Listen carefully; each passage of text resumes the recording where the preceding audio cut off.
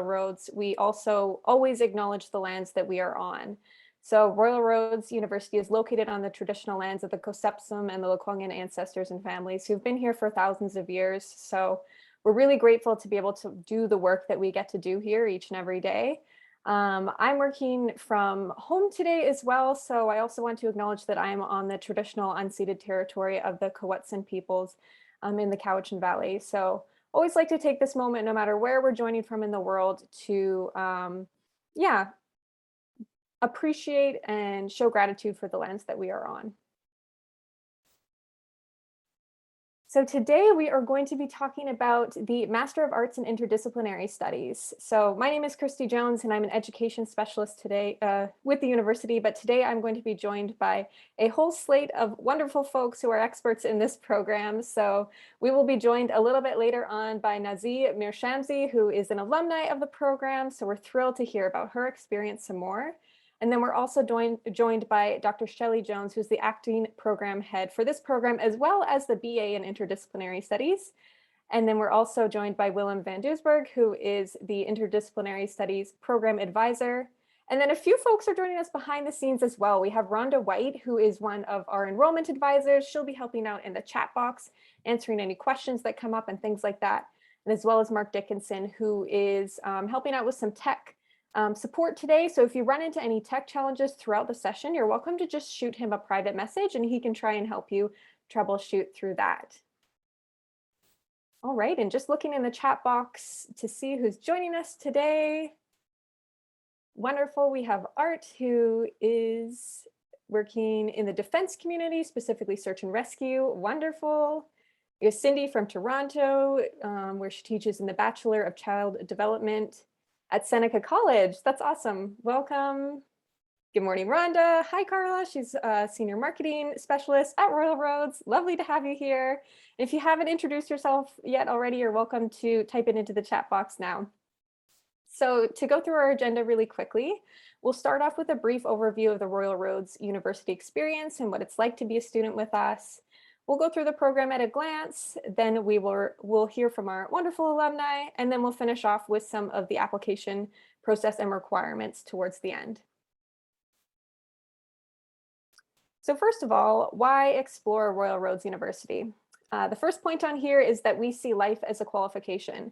So this is a reference to our flexible admissions model, which we will be digging into a little bit more at the end of the presentation, but it means that we take into account who you are as a holistic person when you are applying to the program. So we don't just look at what your transcript says, but we love to know, like, obviously your work experience, but other life experiences, where you're joining from in the world, any travel experiences you've had, volunteer, any specific projects that you've worked on. All of that we think is valuable for you to bring into the program. Next one on here is profs who know your name. So we have a lot smaller class sizes here than many other of the larger institutions where you might be sitting in an auditorium with 100 or 200 other students, and you might not get to know your professors too well.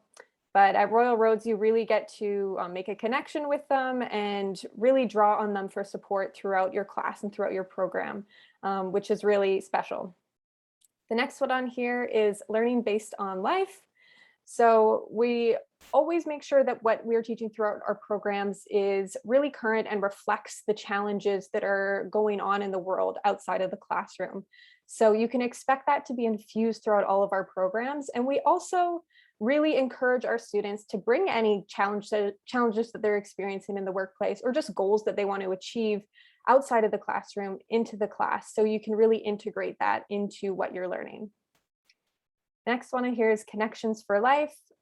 So throughout your classes, with this program in particular, you're going to get to experience working with many, many different people in different classes of your choice. But that means that you get to make really strong connections with many different people that can last far past when you graduate and can be drawn on for personal and professional contacts. So this is one of my favorite parts about being an alumni at Royal Roads as well. Just being able to learn with the people that I got to learn with was really great. And You do, in many courses, have many group projects and things like that, which can seem a little daunting at first, but it really is a wonderful part of our classes to get to work with different people. So that's something that you can expect, even though many of our classes are online, to be able to have that team component.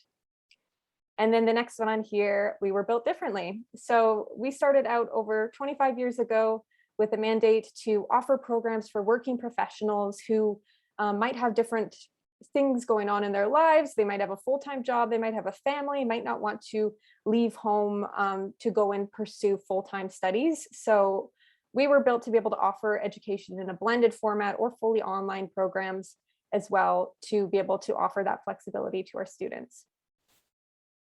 We're also an Ashoka U Changemaker campus. So this is a designation that's been given to a select number of institutions, and it means that the education that we provide is very interdisciplinary, it's very solutions oriented, and it's also very entrepreneurial. So we're very proud of this designation, and this is what you can expect to be infused throughout all of our classes at Royal Roads.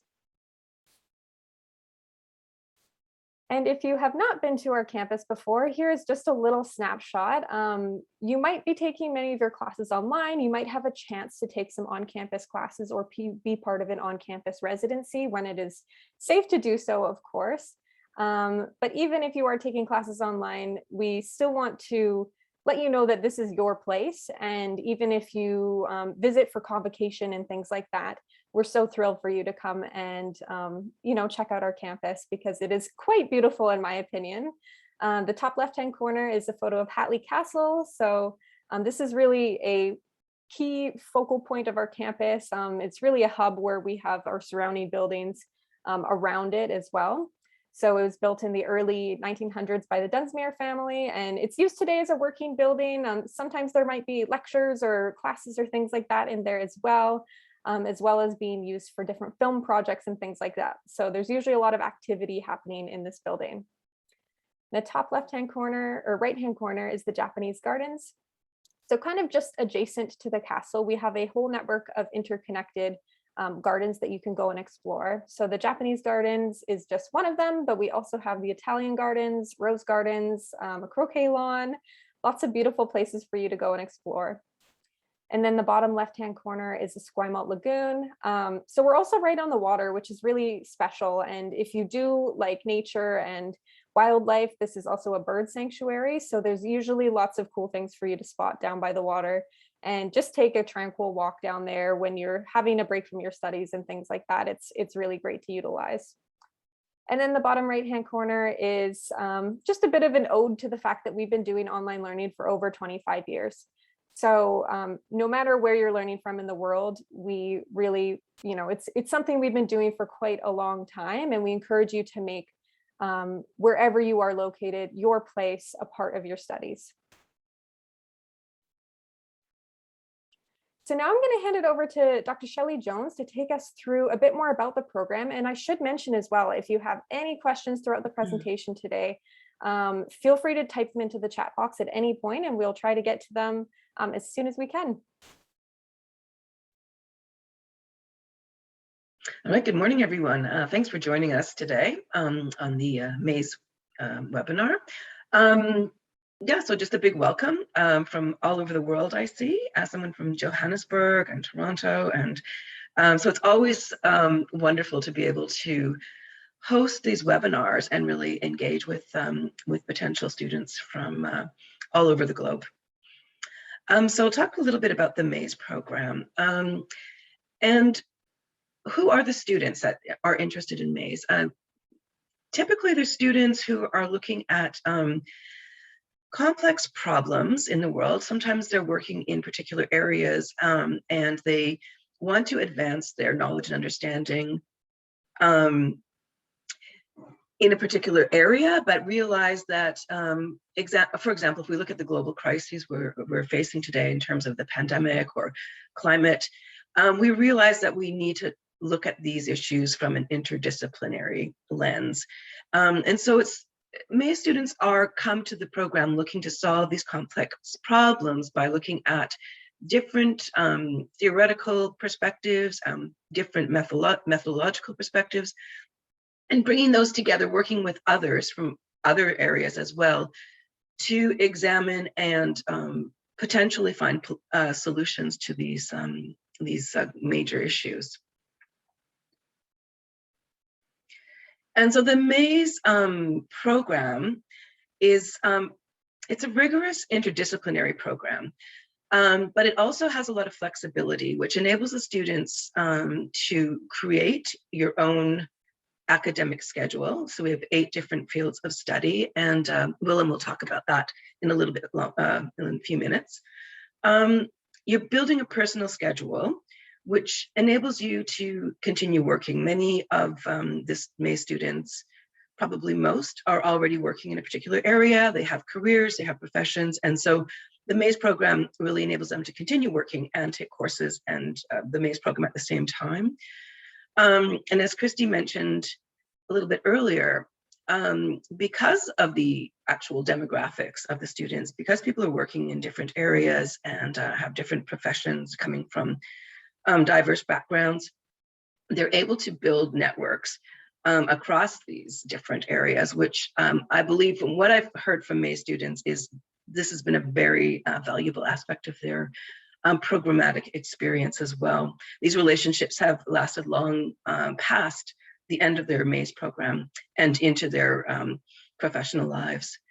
And the other thing that's a real advantage to the MAIS program is that you're able to bring a research topic that's of interest to you. So maybe you're working on a particular question in your professional life and you'd like to explore that more. That could be a topic of your research for the program. And as we were discussing, MAIS students come from a wide variety of backgrounds. We have government employees or NGO employees, educators, social service professionals, military personnel, private consultants, healthcare employees. But I guess the thing that most of our MAIS students have in common is that they're all lifelong learners, regardless of whatever background or profession that they come from. And now I think Willem will talk a bit about the actual program, courses, and the degree. Thank you. Thank you very much, Shelley. Hello, everyone. Very nice to meet you all virtually. My name is Willem. I'm the program advisor of the MAIS program.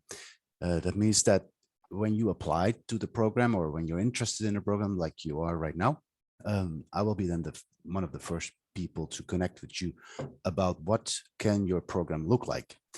And MAIS program is a little difficult to understand. It's quite technical.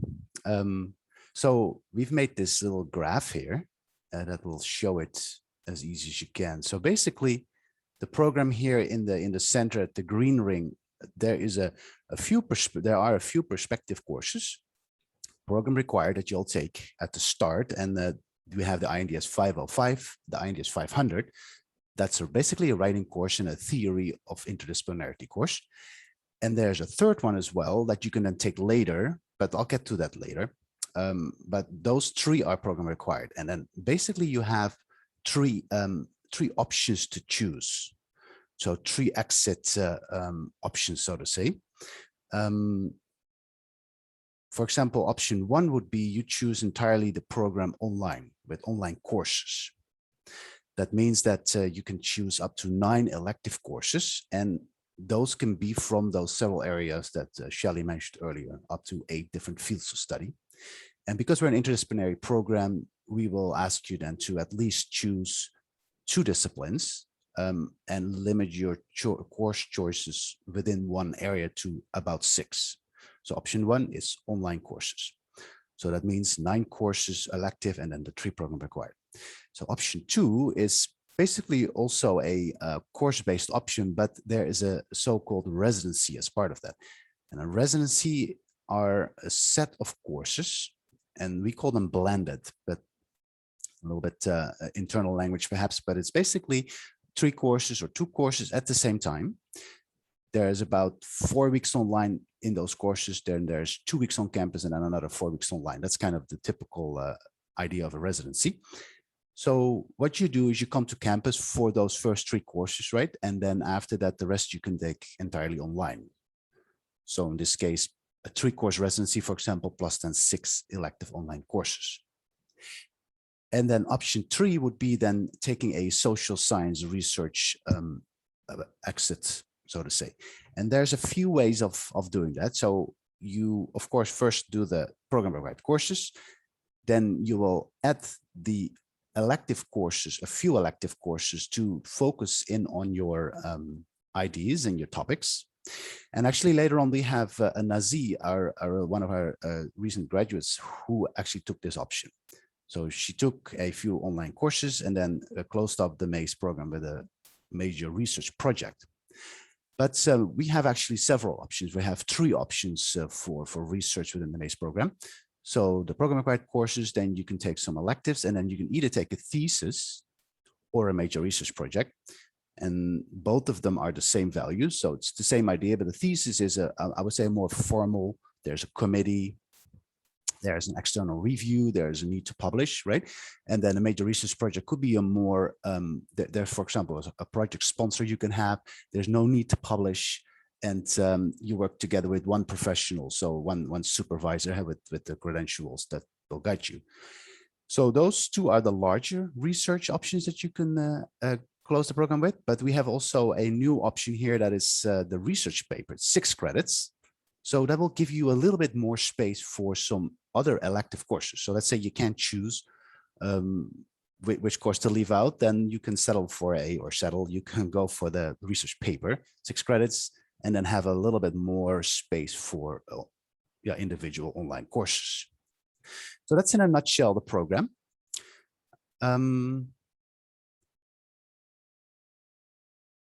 We also, beside then the MA, which is then the 36 credits, as the previous graph showed, we also have 2 other degrees that are also based out of the same courses from the MA.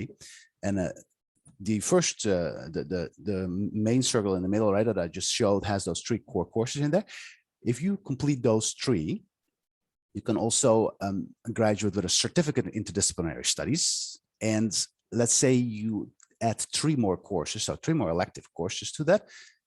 So the 3 interdisciplinary courses and then 3 elective courses, and I will show you those in the next slide. Then you can get the graduate diploma in interdisciplinary studies as well. It's not very common, actually. It's quite rare, but there might be options for you. Let's say there is a funding related question and you can only get funding for a certificate, for example. This would be a great way because you can then complete the graduate certificate and then ladder that into the MA later and then fund your own program after that. That could be one example. Or let's say something happens, right, in your life, professionally, personally, that makes you have to stop the program. You can, of course, take a leave. If you are admitted to the program, you take a leave, but you can also say, no, I want to graduate with a diploma. So these are other exit ways of the program, but you can also just go for a graduate diploma. So the MAIS program, compared to other programs at the Royal University, is quite unique because we allow learning from the outside coming into the program. So because we create an individual learning plan with you, we then look at learnings either at the university or elsewhere, and we can transfer that learning into the MAIS program. Now, for example, we have about 20 graduate certificates at the Royal University, right? And all of those you can ladder in. Not all of them, of course, but one at least you can ladder into the program. And many students, especially, for example, from the military, they come in with a project management certificate because they were taking a project management certificate prior at our university and wanted to come back to us and complete the MA. So that could be it's a very common way of doing it. So bringing in those project management courses, 9 credits, adding them then, so subtracting them from the 36 that we have in our program. So then you have 27 to complete. So that's another way of doing it. Actually, Christy can tell you more about all the different graduate certificate options we have, but you can also look on our website. Yeah. I think what I would like to do now is just make it a little bit more real. Not going to take too much time here, but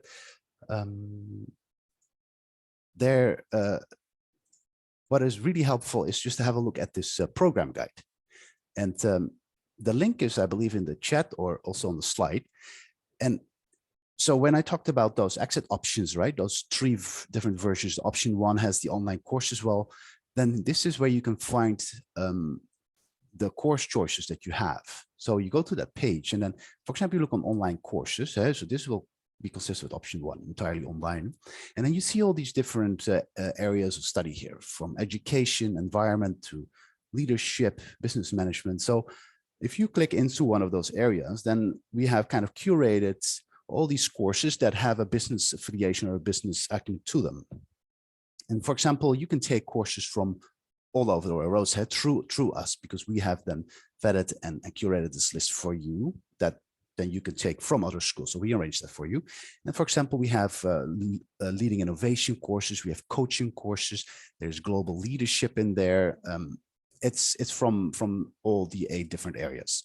We, of course, Royal Roads is very advanced with the humanitarian studies, and that might be particularly interesting for people interested in conflict analysis and management, right? But also disaster emergencies. So yeah, have a look at this program guide. It's too much for me to go in further, but that will show you what your options are. I'm going to give it back to you, Christy, to hear actually why we're here for, and to hear more about our recent graduate, Nazee. Thank you. Thanks so much, Willem. I'm just going to make sure we can see everyone. Perfect. So Nazee, to start off, I'm wondering if you would be willing to just introduce yourself a bit more and maybe discuss your journey a little bit and why you decided to go back into school. What were you doing before you took the MAIS program? Anything that you would like to share to start us off? Thank you so much, Christy. And hello, everyone. My name is Nazee Mirshamsi, and I am an entrepreneur. As a coach and trainer, I had the purpose, like my life purpose that I discovered was and is to inspire and empower people to live peacefully together in the content of love and respect and caring. And with having that, I had the opportunity to have a TEDx talk in 2011 in Chennai, in India. And in that talk, I actually created love principles of love yourself, love others, and love your higher source. And based on that, I created a self-esteem program after that. Then I started to work as a major, actually as a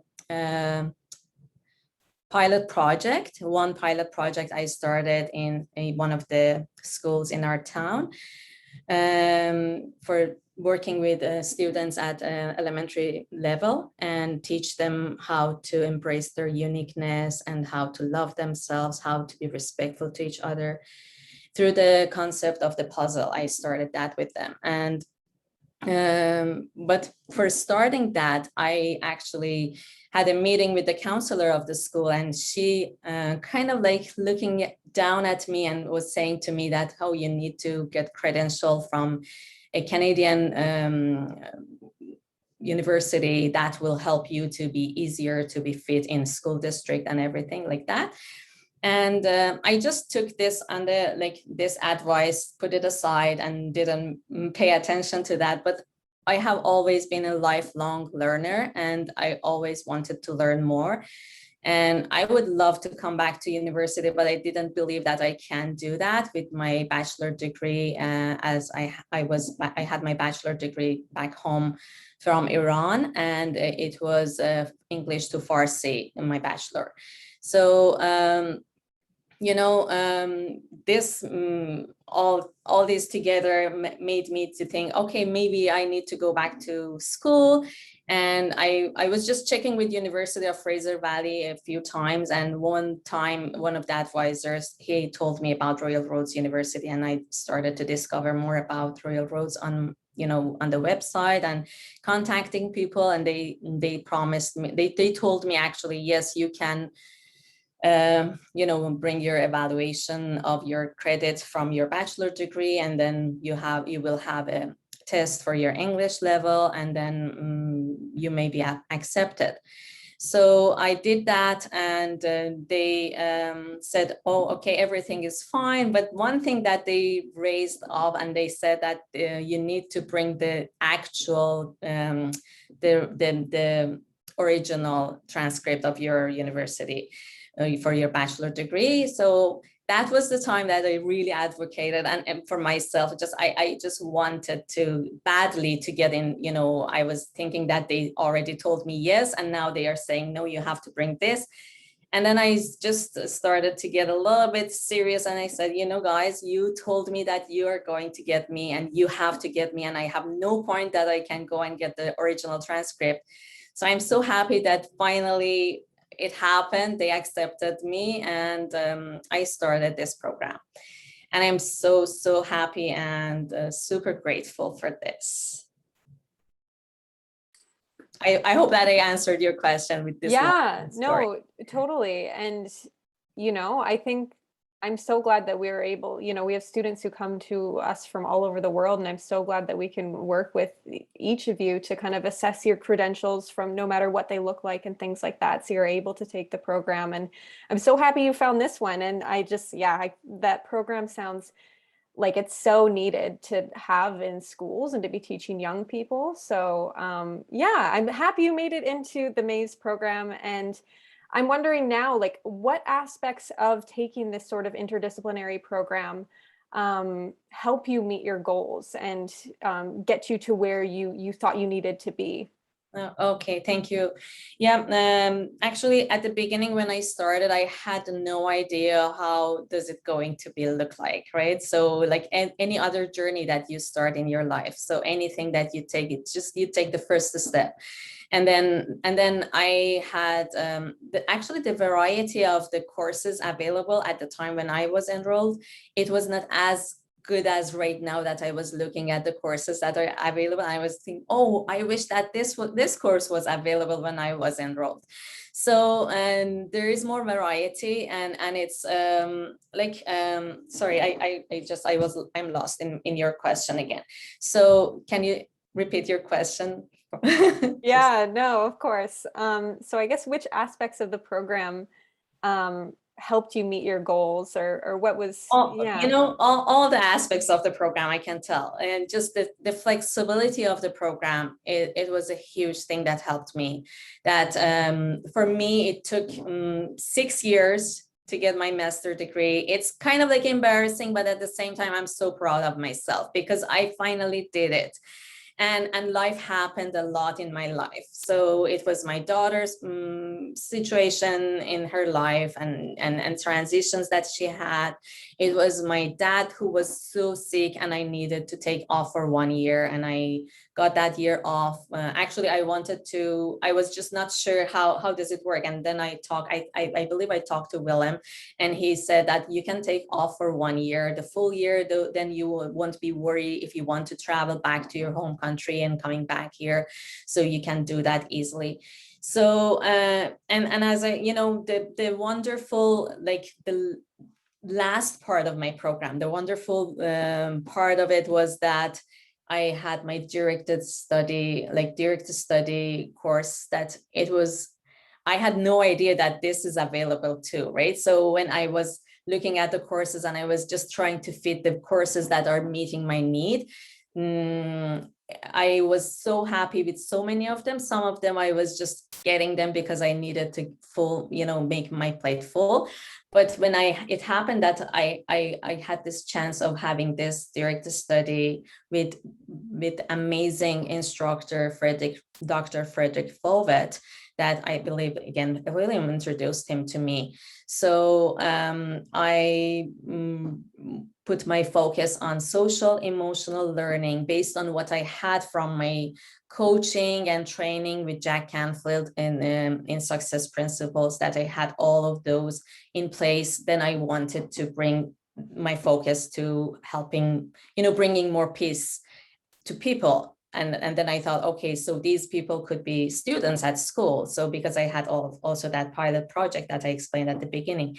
So with having this, starting as a master student at Royal Road, I was able easier to get into the school. It also opened the door for me to work for a while as a child and youth care worker.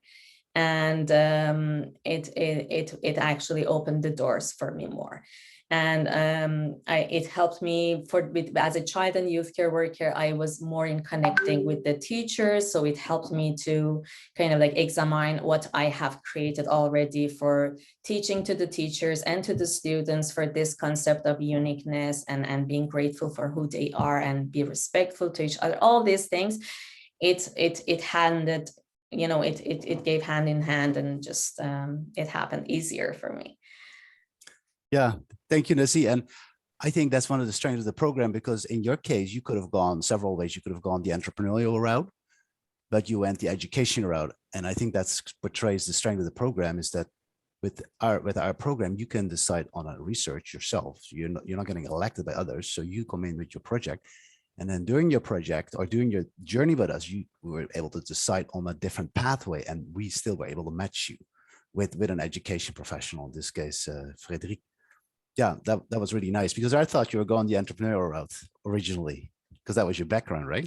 Yes. Sorry to interrupt here, Christine. No, that's awesome. That's great. Thank you.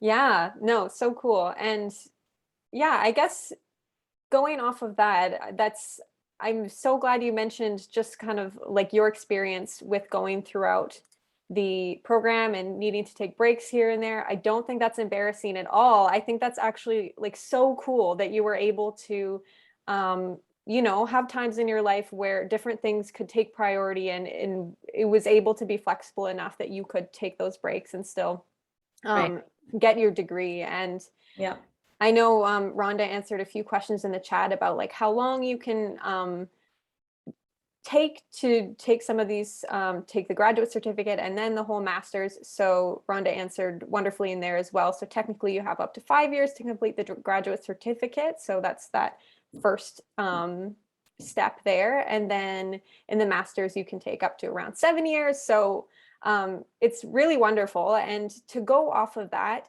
how did you find, I guess, through your experience in the program, organizing your time and trying to, I guess, find that work-life school balance? What was your experience with that?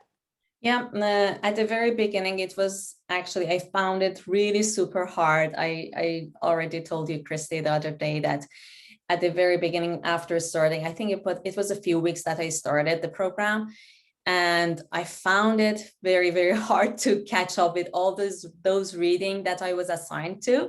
And it was super hard to kind of like keep up with the reading. And I was just so panicking, and I didn't know if I can do this or with my life, and always my life and my family is my priority. So I was not sure if I can continue on this. And I was about to quit. That one of my cousin, she's in the States, and she suggested me, no, Nazee, hang in there. It's the beginning of it. It has been a while. You haven't been studied, so you will get there. You will make it. So I was, most of my, like the time of my reading and writing was at nighttime after everybody going to sleep. It was a little bit hard and challenging, but even through the week, through the day that everybody was not home again, I was putting some time into it. Sometimes it was so hard to just juggle the time around, and sometimes I was so frustrated, or even sometimes I needed some counseling. That I wanted to mention this, that your program or your university has a great counselor office, and you can, you know, approach the people who can help you with any thoughts, any fear, anything that you need to talk about it, right? So you can get help anytime you need to. And also for my writing problems, like as an English second language person, it was so hard for me to write academic in the MAIS, in the master degree level, right? So it was also available for me, and for, I think for everybody, will be through the library. You can you know, watch the videos, you can learn, you can go back to those learning anytime, for anything that you want to. So and it was also just I want to share this simple thing, like it was just right now I remembered. It was a time that it was so many expressions or the theology or ideology or some of the academic verbs that I didn't understand what was the meaning, and I was just Googling on YouTube about that, and I was just listening to the lessons on YouTube, and it was so helpful as well. So just to let you know, there is no roadblocks for if you really want something, you can do it. Don't be afraid of anything. Just you need to take the first step, and the path will be unfolding in front of you. You can do anything that you want with this program. I highly recommend it, and I really am so proud and so happy that I did it. Thank you, Nazee. And just a follow-up question on this, because I recall you originally had a course-based program schedule, right, in place. And at one point you decided to move to a project, to a research project. And remind me if that's correct. I thought that was the case. I think so, but I just actually don't remember what was the course program meaning. Just well, if you had for me. Individual courses scheduled instead of a major research project, right? Which is an equivalent to 4 courses. You had individual courses scheduled all the way through, and then you decided to do the research. Yes. So how did you get to that decision, and what made you led to that decision? As I mentioned, English as a second language person, you don't understand everything at the beginning, right? So I didn't know exactly what the program looked like, even when I enrolled into that, course space, as you mentioned. And then down the road, when I was just feeling just evaluating my own fulfillment, I was thinking, oh, I really want to do something. Like I came across through that two first courses that we had actually mandatory at the beginning. So I learned about action research and different kind of researches, right? So, and then I just wanted more about do something about that, like related to that, just something that is research type instead of just, writing a paper. So that's why I think I changed my direction to that, because I really would like to do more action instead of just the theories. And I am very creative, like I have a very creative mind. So just I wanted to be able to create something out of myself instead of just following other people's what they said. Yeah, oh, that totally makes sense. Which is still I pulled all those information from other people, but still using my own thing. And that was a wonderful combination for me. Yeah. So now you recently graduated, right? A few weeks ago. So what does it mean for you now to have an MA degree? What does it mean for your career when you were in the program, but also now you're graduated? What does it mean to have an MA degree and having completed the program for you and your career? I don't know what does it really mean to me, but it's just bringing a pride to me, like feeling more confident, feeling, more empowered, and feeling that, more than before, I can advocate for any job that I want to get, right? But the problem is that I don't want to be hired. Just my problem is that I would like to have my, to be my own boss and having, going through my entrepreneurship journey. Right now, I am trying to create programs for organizations to teach the same principles or the things that I created for that uniqueness, and, embracing your uniqueness and believing in yourself, believing that you are born for a purpose. You are just different from others, and just accept that and respect everybody else the same as yourself. So this is a, just a wish for me, or a dream for me, or I don't know, is it more purpose? Something is calling me toward that right now. So I don't know if the schools are going to contract me, or is that going to be something in organizations? I'm actually writing a book at the moment for children's about this same concept of, teaching them how unique each individual is. Thank you, Nazee. Yeah, that is so cool. And just looking at the chat box now, we had Cindy ask a question. When taking an online class, is there a mix of synchronous and asynchronous? So times when you need to be like going with a certain schedule, and other times when you can do your projects, watch the lectures and things like that on your own time. And Rhonda did answer wonderfully. Generally, there is no set time of day you must be online. The course delivery is asynchronous. Students are located in different time zones around the globe. And I know you mentioned that you did a lot of your studying at after dinner, at night, and things like that. But I guess I'm putting this out to any one of you, Willem and Shelley as well. Like, what is that experience like of taking a course at Royal Roads? And I guess what are the breakup and the activities, like what they can kind of look like for our students? Yeah, I can do the first part if you like, and Shelley, you fill me in when needed. So unlike other universities, Royal Roads has the asynchronous learning means that we have units per week. So it means that you can study at your own time. Most, if there is, and it depends on the instructor in the course. So some instructors do give live events, right? And there's always the option though to have it recorded and then have the option to watch it later after dinner, for example, Eastern time. And then, for example, we ask, or the instructor will ask you to have a 250-word kind of summary of that lecture, right? So that could be a solution then. But so there's no absolute need to be somewhere at a certain time. There's the teamwork, of course. We have the Royal Roads teaching and learning and teaching model. Teamwork is an important component of that, and we have lots of resources also around that, like team coaches.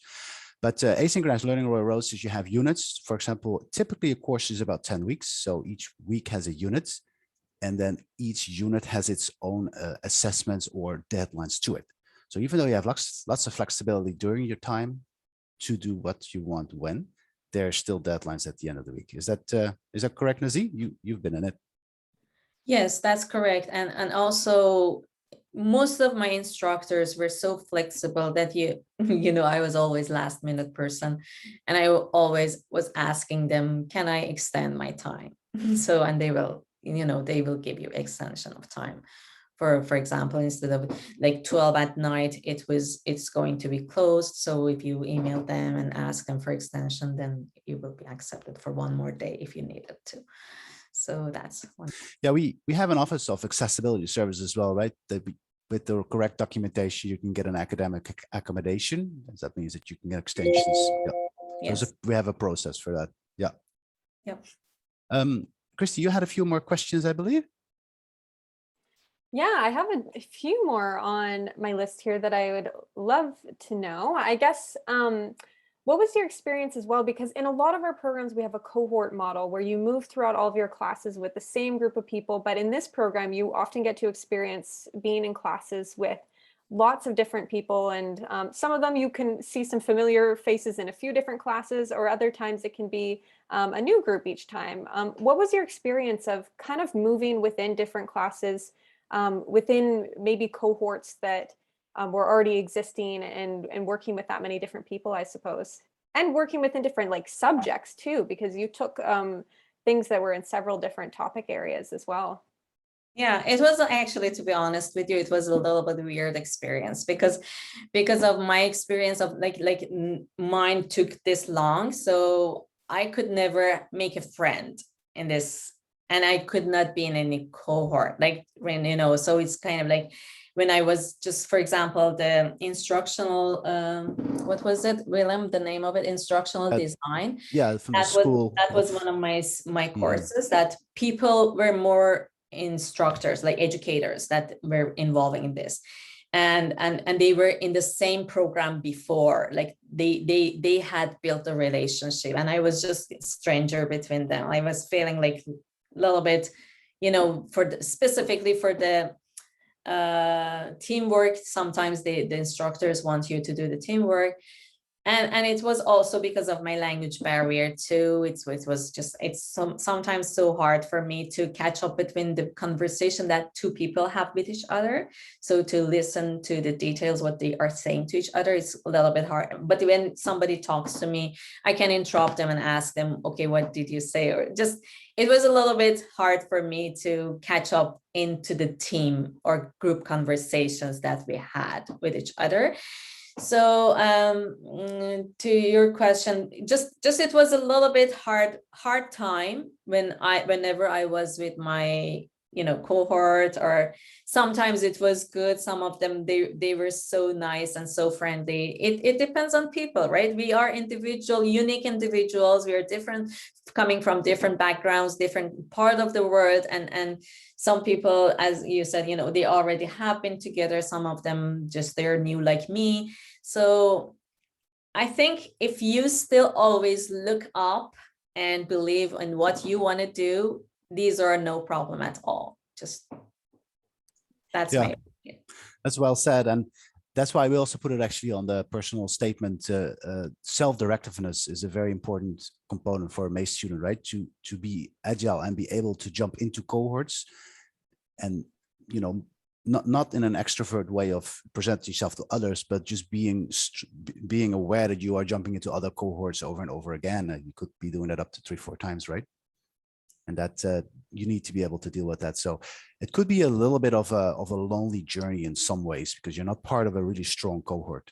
Yes. Even so, we have now started a little component to start the program to build community with your own cohort when you go to the program required courses. So we're working on that, but that's one of the aspects of being an interdisciplinary student. So Nazee, maybe I can ask you one of the final questions here. So now you've graduated. Do you have any advice for new students coming into the program, or people like in this webinar who are considering the MAIS program? Do you have any advice about studying in general, or for them in relation to the MAIS program? Yeah, sure. My only advice is that, no matter what, anything you want to do, you can make it happen. Just go for it, and always ask if you're not financially fit, ask for financial support. If you're not sure about the family and the stuff happening in your life, you always can ask for support and help, and it will be available to us, not only for this program, in our whole life it is available. So, but specifically this program has actually just proven to me that they are always for me. Anytime I needed any help and I asked for, I got the answer, and it was super friendly community, and a place that you can feel that you're safe, and you will be heard, you will be acknowledged, and you will feel wonderful about yourself. Thank you so much. I think that was a wonderful way to close out the interview today. So thank you again for joining and for sharing all of your perspectives on the program. I think it'll really help people try and figure out if it's the right one for them. So Shelley and Willem, any other final questions or thoughts for Nazee before we head into that final portion about our application process? No, I just want to say thank you, Nazee. That was very illuminating. It's like your whole journey. It wasn't just a bunch of courses put together. It was a journey for you personally and professionally and intellectually, I think. And I really appreciate the fact that you discussed, making some changes in your program, going from a course-based to a thesis-based or research-based, taking a year off when you needed to, attending to family and life, and feeling supported at the university. I think that is a very sort of realistic journey for a lot of people, and I'm really thrilled that it was a positive experience for you. So thank you so much for sharing all of that. Thank you for having me. Thank you, everybody. Wonderful. So with that, I'm going to bring the slides back up and we will dig into our final portion on the application process. Yeah, and if any other further questions come up, feel free to, again, use the chat box and we will be answering them as we go through the next slides here. Okay. Alrighty, so a little bit more about how to apply. Like I mentioned at the start of the presentation, we have both standard admissions and flexible admissions. I will touch on the standard admissions first. So what that would look like is a 4-year or comparable undergraduate degree in a related field from a recognized post-secondary institution with a minimum GPA of a B+. and normally a minimum of 3 years of professional experience. But if you are not sure that you meet that exact credential, then it is not to worry at all, because we also have our flexible admissions model. So this would be for a student that, might not have a traditional academic background, for example, but we still want to take a look at what your experience has been. So while an undergraduate degree in a relevant field is recommended, applicants may be assessed for admission based on their skills, knowledge, and background developed outside of that traditional learning structure.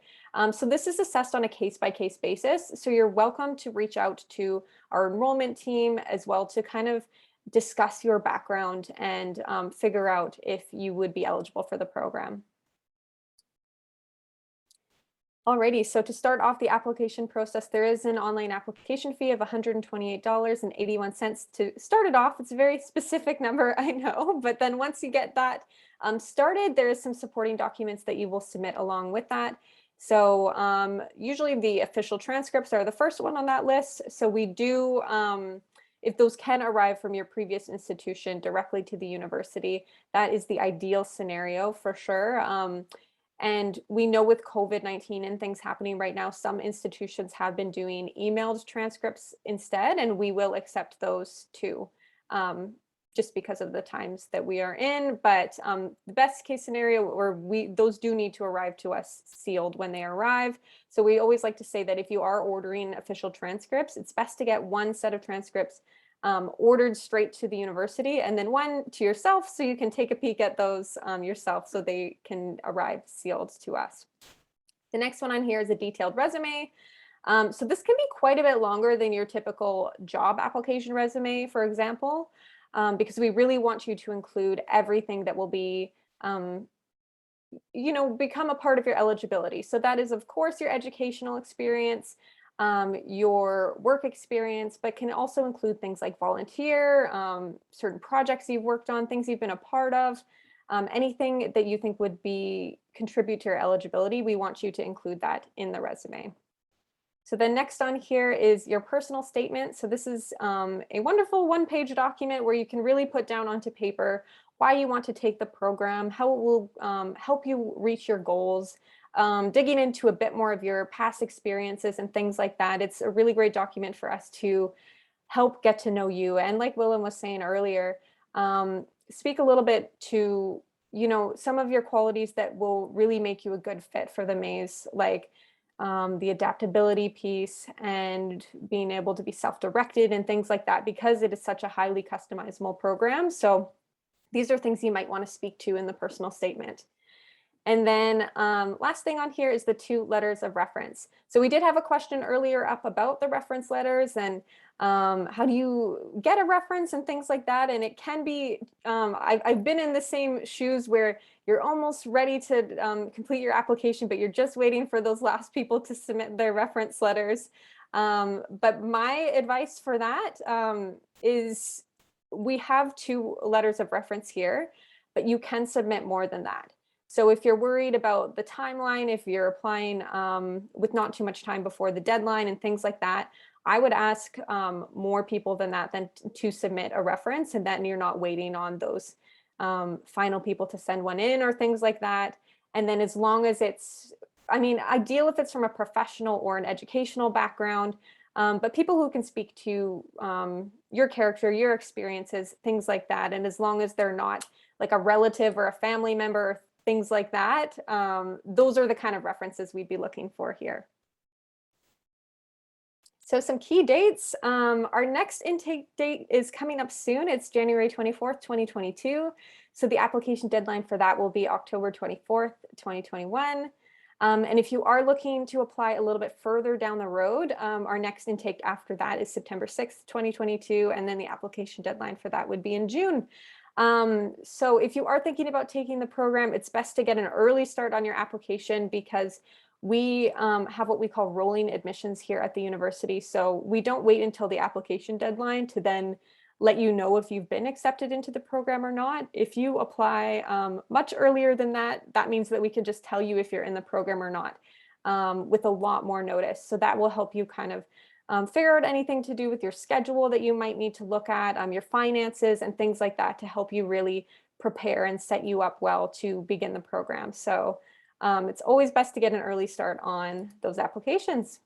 Yeah, thank you. Chris, if I may add to that, I will put my email address here in the chat as well. If you have any program specific questions, I see some folks from the military also in the chat. Often funding is an important component there, and then having some more time to have a schedule confirmed so that you can bring that to your funder or to your employer. Of course, it doesn't have to be with the forces, anybody obviously. And send me an email and I can help you with the drafting your schedule even before you have officially applied, if that's what you need. Yeah. Yeah, absolutely. Good point. So there can be things like that where it is great to have more time in advance before the program starts. And yeah, for financial aid, it was a great slide to add that in on, Willem. But if you do have any questions about financial aid in general, we have a wonderful team that can help you with that. I know I reached out to them when I was applying to Royal Roads, and they were super helpful in helping me navigate the student loan process, identifying any awards and bursaries and things like that I was eligible for. So it definitely doesn't hurt to reach out, because we do have a smaller student body at Royal Roads. So that means that sometimes you can have a pretty good chance at getting some of these funding opportunities if they just don't have as many people apply or things like that. So I would definitely recommend reaching out to them for sure, because it's a huge part of going back to school that you need to consider. And then, yeah, we've mentioned them throughout the presentation today, but we have an amazing enrollment team that is here to answer any questions that might come up after this. Rhonda is one example of our wonderful team. She's been helping us out in the chat box today, but if you do want to reach out, we have their email and phone numbers here. The top one there is if you'd be applying as a Canadian student, and then the bottom contact there, that learn.more.international@royalroads.ca would be the contact if you would be applying as an international student. So they are a wonderful resource that you have to really dig into the program itself. And then Willem wonderfully also provided his email address there too for any other questions that may come up along the way. Yeah, and Kirsty, before you close, one final note. I saw a few people internationally. Just want to mention that the MAIS program is a primarily online program. So all the courses you will see on the program guide are online. So if you're interested in a postgraduate work permit eligible program, it needs to be on campus. We will try to help you, but there's no certainty. And we have our registered immigration student advisors, which if you go to our library, and there's an appointment tab there, you can make an appointment with a registered immigration student advisor, just to be certain that what we create for you is eligible for what you're looking for. And this is especially for international people who are interested in an on-campus program, as we are primarily an online program. Yeah, just wanted to put that in there at the end. Sorry, Christy, to interrupt you here. No, that's a really important note. And yeah, another great resource and thing you want to consider when you're applying to the program. So thanks for sharing that. And with that, I think we're about ready to wrap up the session, but is there any other final words that you'd like to share, Willem or Shelley, before we close out the session for today? No, thank you so much, Christy, for your work, and Nazee, fantastic to have you here with us. Thank you for the enrollment. Thank you for having me. Thank you. Wonderful. Alrighty, well, thank you so much, everybody. Thanks to, Willem, Shelley, and Nazee for sharing your expertise today in the webinar, and to our team behind the scenes for helping out as well. And then to everybody who joined today's session, it's always wonderful to be able to hear from some of you and chat with some of you some more. So with that, we hope you have a wonderful rest of your day, and we're here if you have any questions after the session as well. Thanks, everybody. Thank you. Bye-bye.